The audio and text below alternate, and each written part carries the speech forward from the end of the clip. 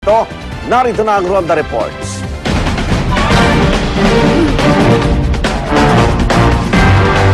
Nagkasalpukan po isang jeep at isang kotse sa panunukan ng Quezon Avenue at EDSA kanina madaling araw. Sa tindi na salpukan, tumalsik pa ang nakasabit na lalaki mula sa pampaserong jeep.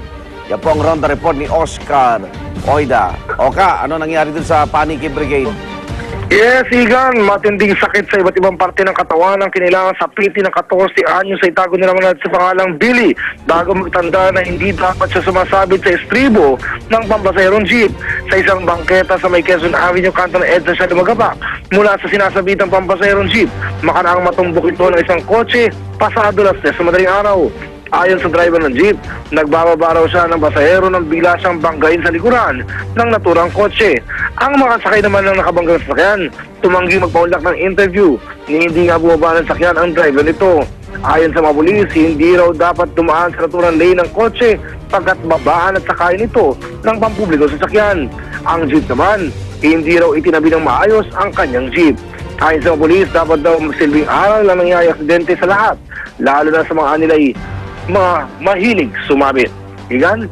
Okay, maraming salamat Oscar Oida. Arestado naman ang isang lalaki matapos umanong sakali ng kanyang sariling anak sa Pangasinan. Gasgas at pasang nakuha ng 2 buwang gulang na sanggol dahil sa nangyari. Mismong kapatid ng suspect ang nagsuplong sa mga otoridad sa ginawa ng suspect. Pagtatanggol ng ama ng sanggol, irita raw siya sa walang tingin na pag-iyak ng kanyang anak. Ayos ah. Sa ngayon, wala naman daw balak magsampa ng kaso ang kanyang pamilya laban sa kanya. Pero pagtitiyak ng Municipal Social Welfare and Development Office, pananagutin nila ang irritabling suspect. Habang sa Cagayan de Oro City naman, isang sanggol din ang nilason mismo ng sariling ama. At kwento naman ng lola ng bata, nilagyan daw ng ama ng bata ang lason ng daga yung iniinom nitong chocolate drink. Kaso nito, uminom din daw ang suspect ng kaparehong lason. Patay ang bata habang nagpapagaling naman sa ospital ang amang suspect at 2 pa niyang kapatid. Ay sa suspect, nagawa lamang daw niya naturang bagay sa labis na lungkot matapos iwan ng kanyang asawa. Paharap sa kasong parricide at multiple attempted parricide ang suspect. Happy Father's Day! Grabe. Okay, Anak, ba yan? hindi nyo kaya, Baka diba? parang hindi ko siya talaga ma-imagine. Baka yan gamitin ang RH pill. Kaya huwag sila mag-anak kung di nila kaya. Tsaka, Ayan na nga, responsible. hindi, nag-enjoy sila, nagpakasarap sila. Tapos ito, pag meron silang anak, may mga dapat naman meron naman silang psychological ano na rin yan. Kaya Psychological. bata naman, ang sanggol pag umiiyak, gutom. Gutom, kailangan. may Naiinitan. wiwi. Oo, diba? May masakit sa katawan. Kinakabagan. Hindi naman siguro nag-iisang anak lang nung tatay yun. May iba pang kapatid yun na dinaanan ng umiiyak din. Di ba? Pwede namang ipasa yung pag-alaga sa iba, di ba? Hindi mo kailangan May saktan yung sakali. bata. psychological problem months, siguro yung tatay. diba? Huwag na niyo sabihin naiirita siya sa iyak ng anak Oo. niya. Dapat makalulong sa, dali natin sa ano, mental. di ba? Oh, may kaibigan ka, di ba? Dali natin yan sa mental. Mga kaibigan mo sa National Philippine Mental Health Philippine Mental Association. Health Ayan, dali natin. Association. Ipaano natin Problema, siya, ipa-assess natin. Diba yung mga asawa, ayaw din Pressure. magdemanda. Yung pamilya Oo mismo. nga. Ayaw nila magdemanda. Kasi maulit pa, Kasi alam mo yung pag-aanak, ano yan, talagang responsibilidad At yan. pinaghahandaan Pinaghahandaan yan. Oo. Kung sanay ka matulog ng 8 oras na walang istorbo, pag may anak ka, may istorbo talaga. Kaya kung di ka handa, huwag ka mag-anak. Huwag mong gawin, diba? Dapat nag-breastfeed yung nanay Yung na. tatay. 2 buwan para pa lang hindi eh. siya, 2 buwan pa lang eh. 2 Oo, months yeah. pa lang eh. Anong tatay? Ano? Pwede mag-breastfeed sa tatay, ha? Kumakuha doon alak. Pwede mag-breastfeed sa tatay sa ibang bansa. Oo, Pwede, ginagawa diba? nila. At Lalagyan minsan niya may yung- gatas talagang lumalabas, di ba? Try mo. Hindi lang iyak yung sanggol, habulgol yun. Sa ibang balita naman, matapos paitingin ng Metropolitan Manila Development Authority o MMDA ang kanilang kampanya kontra paninigarilyo sa mga pampublikong lugar, sa ngayon break muna sila sa panguhuli ng mga nagyoyosi.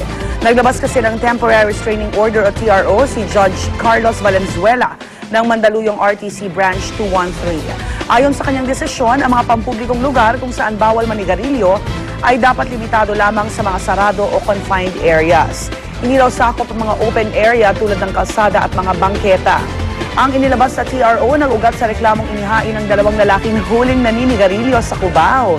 Pero ayon kay MMDA Chairman Francis Tolentino, panandalian lamang daw ang kanilang pagpapatigil sa kampanya dahil maghahain po sila ng mosyon bukas para patunayang tama ang layunin ng kanilang kampanya. Ngayon sila maghahain ng mosyon. At alinsunod daw ito sa kanilang mandato na ipatupad ang ilang health measures, kabilang na po ang smoking ban.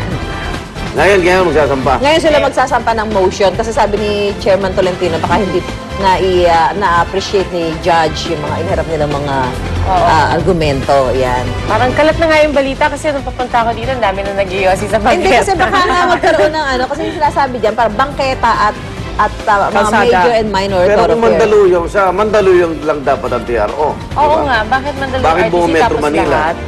Hindi naman sa akin, hindi kasi parang, yung mga local government units, hindi rin. Pero di ba pagka ganun yun parang pag nag-order ang isang court. Pwede Kaya ako sa lahat.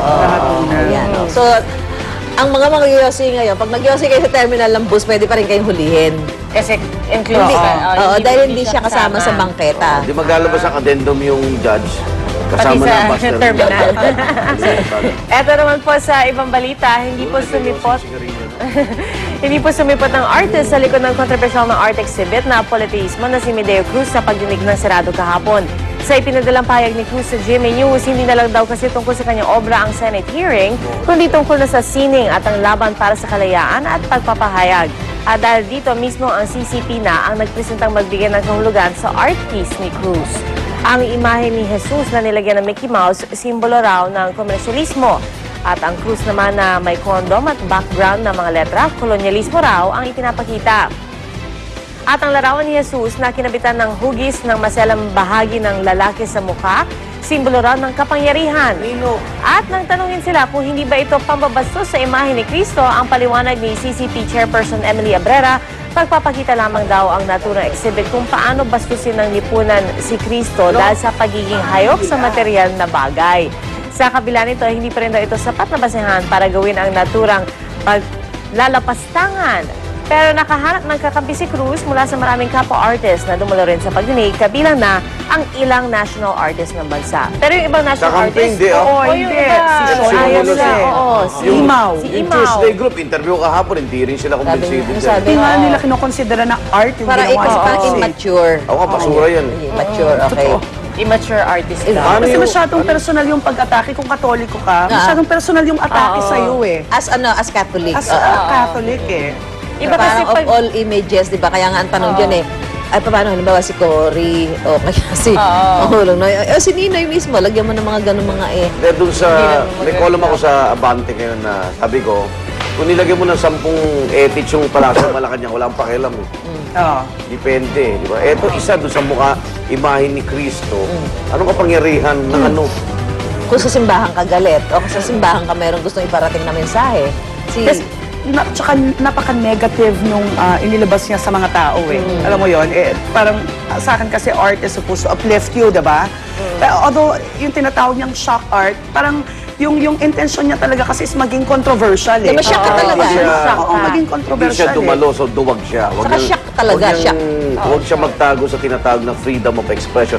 Eh tayo dito, ngayon, nagsasalita tayo, may freedom of expression tayo. Pero meron din tayo self-regulation. Yes, Dahil may responsibilidad tayo sa mga nanonood sa atin. Hindi pwedeng freedom of expression. Absolute, di ba? Hindi yun eh. Mineral water Di ba, lang di yun. ba gusto mo mag-exercise, pag nag-exercise, tinatamaan na kita. Oo, kaya Hindi pa rin nga. pwede yun dahil tinatamaan. Parang sinabi Sasaktan ka tayo. na. Oo, di ba? Pag galit tayo rito, pwede tayo magmura. Hindi pwedeng gano'n. Freedom of expression yun. Parang sa mga Duterte family.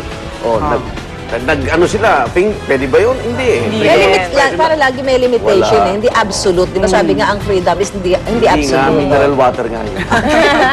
Samantala, isang news cooper ang nagpadala ng video ng umano'y hazing sa isang criminology school sa General Santos City. Nakuha noong 1 taon pero marami nagpatotoong nangyayari pa raw ito hanggang ngayon. Sa video, makikita ang mga lalaking nakabrief lang na tila pinasasayaw. Kinuhan daw ito sa Ramon Magsaysay Memorial College sa Jensan. Inamin ng news cooper, naging biktima siya ng ganitong paraan ng training. Ang sinasabing may pakana ang department din ng kursong criminology. Kwento niya, tradisyon daw ito sa naturang eskwelahan kung saan nilagyan ng sili ang katawan ng mga estudyante at binubuhusan ng battery solution. Bagay na pinatotohanan ng isa pang biktima. Sinubukang hingin ng GMA News ang panig ng inireklamong eskwelahan at maging ang dean pero tumanggi sila. Eh, no wonder ba't yung mga polis natin abusado Oo, yung kaya iba. abusado yung mga pulis. Kaya Eh, hirap gumaganti naman sa pinag- civilian. Naranasan mo na ba na maligo sa battery Solution. solution?